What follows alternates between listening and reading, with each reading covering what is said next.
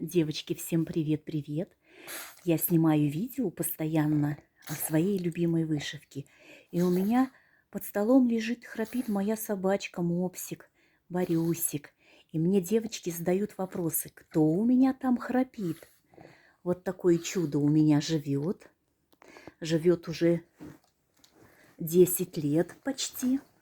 Он у меня старенький. Вот такой Мопсик. Ложится, когда я снимаю видео, ложится под стол. Видео я в основном снимаю на кухне. Он ложится под стол и храпит. Борюсик. Борош. Бороша. Вот такой мой любимый мопсик.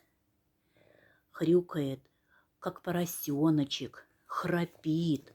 Не дает мне видео снимать. А вот я решила его одного вам показать. Он старенький.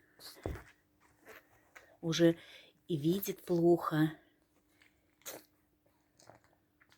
Один глазик у него болит. Правильно, будь здоров, говорю про тебя. А когда ему говорю, пойдем гулять, он понимает. Борюсик, гулять пойдет, Борюсик? Вот смотрите, девочки, прислушался. Бороша, гулять пойдет? Гулять. Все, побежал. Так что, девочки, вот такое чудо у меня живет.